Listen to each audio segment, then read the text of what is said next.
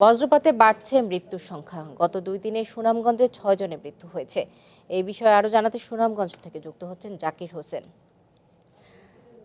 জাকির, এই যে বজ্রপাত নিয়ে কি প্রশাসনের কোনো জনসচেতনতামূলক কোনো পদক্ষেপ আছে কিনা বা জনগণের কি বক্তব্য রয়েছে এই বিষয়ে জানাবেন?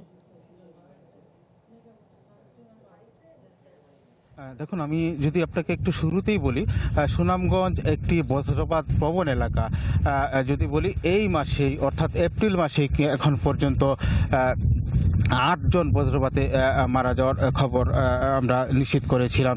গতকালকে 3 জন এবং 18 এপ্রিল 5 জন একই দিনে, অর্থাৎ বলা যায় সুনামগঞ্জে আসলে দুর্যোগপূর্ণ আবহাওয়া হলেই কিন্তু এ বজ্রপাতে কিন্তু মারা যায়। আর প্রশাসনের কথা যেমনটা আপনি বলেছেন, আসলে প্রশাসনের পক্ষ থেকে আসলে দৃশ্যমান কোনো যে সচেতনতামূলক কার্যক্রম সেটা আমরা দেখিনি।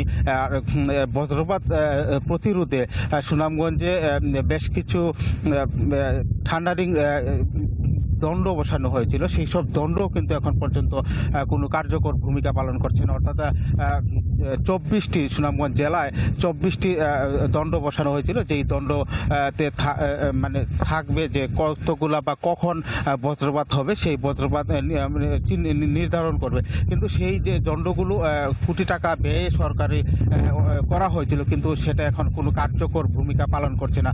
অন্যদিকে যদি বলি, 2018-19 সালে 1 লক্ষ তালের বীজ রোপণ করা হয়েছিল। অর্থাৎ তাল গাছ কিন্তু বজ্রপাত প্রতিরোধে একটি কার্যকর ভূমিকা রাখে। কিন্তু বিষয়টা হচ্ছে, তাল গাছ কিন্তু আসলে একটি দীর্ঘমেয়াদী একটি প্রসেস। এটা হচ্ছে, একটি তাল গাছ যদি বজ্রপাত প্রতিরোধে করতে হয়, এটা 60 থেকে 70 বছর লাগে। তো সার্বিকভাবে আমরা বলতে পারি, সুনামগঞ্জে একটি সরকারের যদি একটি সুষ্ঠু পরিকল্পনা না করে, তাহলে বজ্রপাতে যে মৃত্যুর হার সেটা কমানো খুবই কঠিন হয়ে যাবে। এই ছিল সুনামগঞ্জের থেকে বজ্রপাত নিয়ে সর্বশেষ খবরাখবর। জাকির, আপনাকে ধন্যবাদ।